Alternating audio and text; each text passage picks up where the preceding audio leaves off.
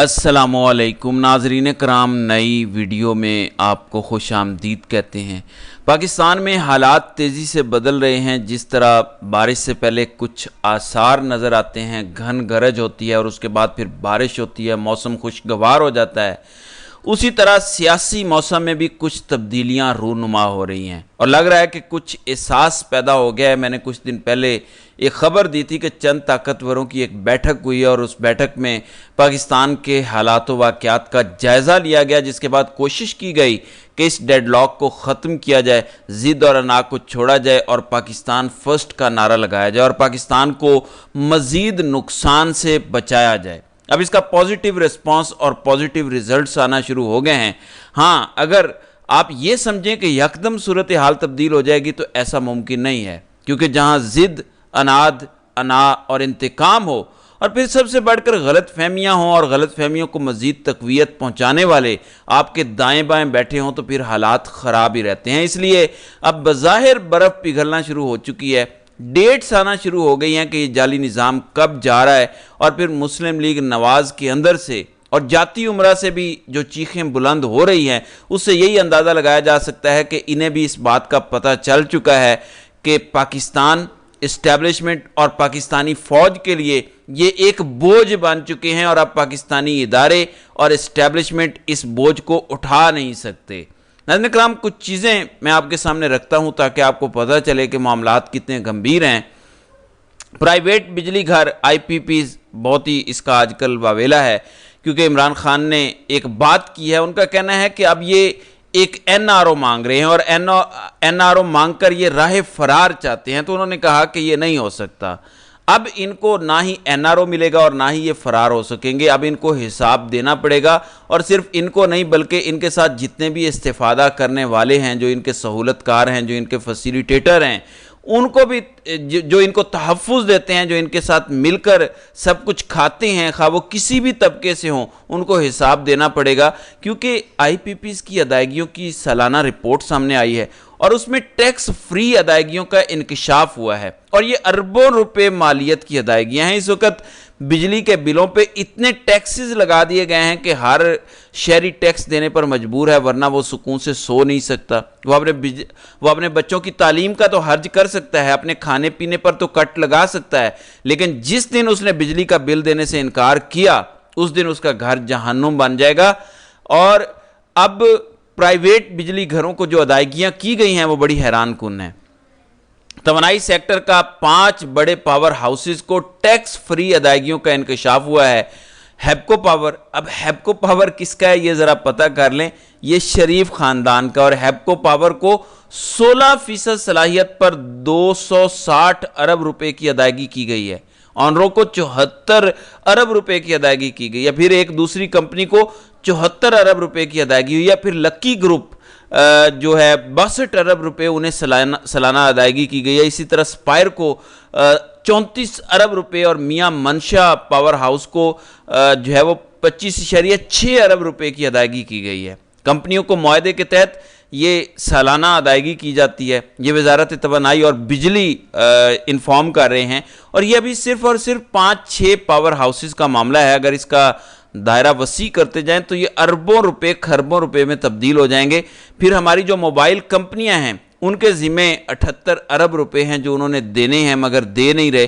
तो इस तरीके से मुल्क को लूट लूट कर खाया जा रहा है। तो ये इस वक्त सूरत हाल है। अब इस सूरत हाल में इमरान खान का कहना है कि फ़ौज और PTI के दरमियान किसी किस्म का कोई लड़ाई झगड़ा नहीं है। हाँ, कुछ इंडिविजुअल्स हैं जो चाहते हैं, एक तो पॉलिटिकल करैक्टर्स हैं, नून लीग और पीपल्स पार्टी, दोनों को फ़ायदा है अगर फ़ौज और इमरान खान या फ़ौज और PTI के दरमियान लड़ाई जारी रहती है, हालात ख़राब रहते हैं, ताकि उनके लिए रस्ते हमवार रहें और ये लूट मार का सिलसिला चलता रहे। नंबर 2, उन्होंने कहा कि फ़ौज में पहले दिन से मैं कहता हूँ कि फ़ौज अवाम में से होती है, कोई बाहर से नहीं होती। और इस वक्त 90% अवाम पाकिस्तान तहरीक इंसाफ के साथ है और इसका मतलब बड़ा वाज़ेह है, फ़ौज भी पाकिस्तान तहरीक इंसाफ के साथ है, क्योंकि जितने भी कंटोनमेंट एरियाज़ हैं, कंटोनमेंट सेक्टर्स हैं, DHAs हैं, जो अस्करी इलाके हैं, अस्करी फैमिलीज़ हैं, उन सब ने PTI को वोट दिया और वो अभी भी PTI को पसंद करते हैं। इसलिए इमरान खान का कहना है कि अब ये सारे के सारे लोग ये जो चाहते हैं کہ ان کو ایک NRO مل جائے اور یہ دوبارہ سے بھاگ جائیں. عمران خان نے کہا کہ اب یہ نہیں ہو سکتا، نہ ہی ان کو ایک اور NRO ملے گا. پہلے بہت غلطی ہوگی، اب دوبارہ یہ غلطی نہیں ہوگی. پھر عمران خان کہتے ہیں کہ ان کو صرف ایک تصویر کی ضرورت ہے کہ عمران خان یا تحریک انصاف ان کے ساتھ ایک دفعہ بیٹھ جائیں، یہ فوٹو سیشن کریں، ٹی وی پر فوٹیجز بنوائیں، انہیں چلائیں اور اس کے بعد کہیں کہ دیکھیں ہمارا جعلی مینڈیٹ تسلیم کر لیا گیا ہے. کل تک یہ کہتے تھے کہ یہ جعلی ہیں، اب یہ انہی کے ساتھ بیٹھ کر مذاکرات کر رہے ہیں، لہٰذا یہ ممکن نہیں ہے. تو عمران خان نے یہ واضح میسج کنوے کر دیا ہے کہ انہیں کوئی شک نہیں ہے کہ اس وقت امور مملکت ملٹری اسٹیبلشمنٹ کے پاس ہیں، فوج کے پاس ہیں. اس کو آپ مارشل لا کہہ لیں، اس کو آپ ایمرجنسی کہہ لیں، اس کو آپ ہائیبرڈ پلس کہہ لیں یا مارشل لا پلس کہہ لیں. لہٰذا اگر بات چیت ہوگی تو صرف اور صرف ملٹری اسٹیبلشمنٹ سے ہوگی، جو خود ملازم ہوں، جو خود بوٹ پالشی ہوں اور جو خود کچھ دینے کی پوزیشن میں نہ ہوں اور جعلی نظام کے تحت ایک جعلی مینڈیٹ کے ذریعے بیٹھے ہوں، ان سے کیا بات چیت ہوگی. ان کی حالت انہوں نے کہا کہ قابل رحم ہے ان کی حالت، کیونکہ انہوں نے سب کچھ اپنا لٹا دیا، اپنی عزت لٹا دی صرف دولت کی خاطر، اور سب کچھ لٹا کے ایک جعلی مینڈیٹ کے ذریعے وہ اقتدار پر مسلط ہیں. لہٰذا عمران خان نے کہا کہ یہ نہیں ہو سکتا، NRO نہیں ہوگا، اور اگر ملک کو آگے لے کر جانا ہے تو پھر تمام سٹیک ہولڈرز کو ایک جگہ پر بیٹھ کر ملک کو اس دلدل سے نکالنا ہوگا، اور پاکستانی عوام کے برعکس نہیں جا سکتے، اور جو پاکستان تحریک انصاف کا مینڈیٹ ہے وہ واپس دینا پڑے گا، اس کے علاوہ اور کچھ نہیں ہے.